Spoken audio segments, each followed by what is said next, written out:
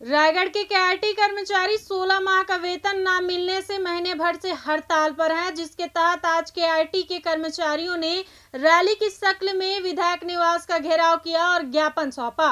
उन्होंने अपनी 5 सूत्री मांगों को लेकर विधायक को अवगत कराया है। बीते कई दिनों से रायगढ़ में केआईटी के कर्मचारी व टीचिंग स्टाफ हड़ताल पर हैं। केआईटी में पिछले 16 महीनों से सैलरी नहीं मिलने की वजह से यहां के प्रोफेसर व स्टाफ काम बंद कर हड़ताल पर हैं। लंबा समय गुजर जाने के बाद भी हड़ताल पर गए केआईटी स्टाफ की सुध न ही जिला प्रशासन ने ली, न ही सरकार ने। केआईटी के हड़ताली कर्मचारी शासन प्रशासन के रवैये से बेहद ही विक्षुब्ध हैं, जिसके तहत वे रैली की शक्ल में विधायक निवास का घेराव कर ज्ञापन सौंपा।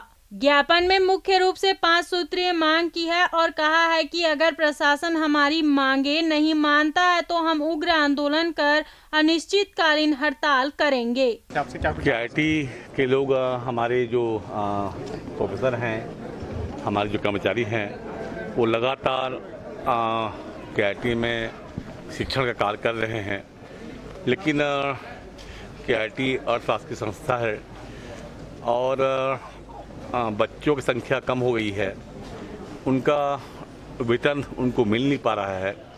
16 महीने का वेतन उनको अपर्याप्त है और वो लगातार बच्चों के पढ़ाई में ध्यान दे रहे हैं और हर वर्ष हम लोग डीएमएफ से उनको तनख्वाह दिलाते थे। इस वर्ष डीएमएफ से उनको तनख्वाह नहीं मिला है। माननीय उच्च शिक्षा मंत्री से मैंने निवेदन किया है कि केआईटी के हमारे जो प्रोफेसर हैं, हमारे कर्मचारी हैं, उनका हमारी जो भृत्य हैं उनका वेतन मिलना चाहिए। आज वो लोग मुझे ज्ञापन देने आए हैं और लगातार 4.5 साल से मैं उनका सहयोग कर रहा हूं। केआईटी रायगढ़ जिले का एक उसको गौरव मान लीजिए, रायगढ़ जिले के एकमात्र हमारे शासकीय या अर्थशास्त्री बोलें तो कॉलेज है और आज सभी लोग व्यथित हैं। मुझसे भी सवाल जवाब किए और मैं उनकी बात को उच्च शिक्षा मंत्री तक और माननीय मुख्यमंत्री तक पहुंचाऊंगा।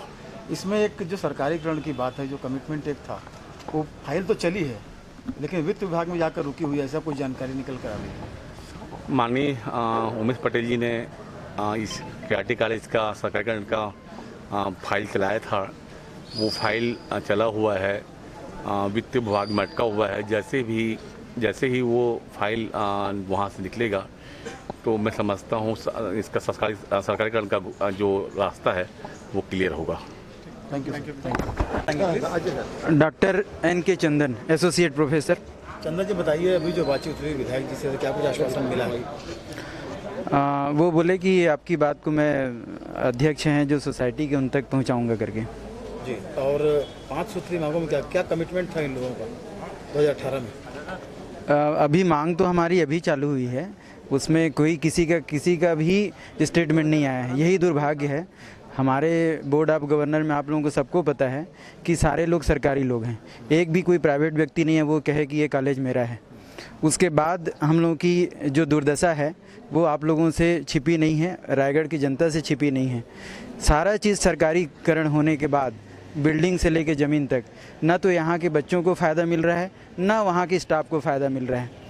ये हम लोग के समझ से परे है कि हमारी हड़ताल 1 महीना होने के बावजूद भी आज तक मीडिया में किसी ने, जिम्मेदार व्यक्ति ने अपना बाइट नहीं दिया कि ये बोले कि इनकी हड़ताल का हम क्या करेंगे या क्या सोच रहे हैं।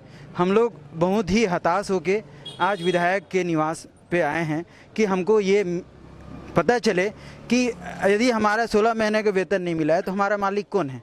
हमारा मालिक कौन है कॉलेज का, जिस मालिक के पास हम जाएं और कहें कि हमारा वेतन दो। लेकिन जो बोर्ड ऑफ गवर्नर में जो मालिक लोग हैं, सो कॉल्ड तकनीकी शिक्षा मंत्री हैं, विधायक हैं, कलेक्टर हैं, जिनके पास सारे पावर हैं, उसके बाद भी हम लोगों को वेतन नहीं मिलना हम लोग के समझ से परे है। तो कृपया कर आप लोग इन लोगों से बात करके बताएं।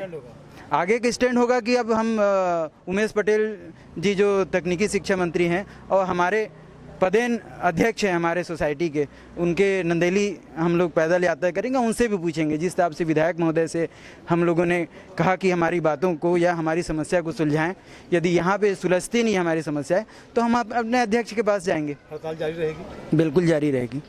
अनिश्चितकाल हड़ताल।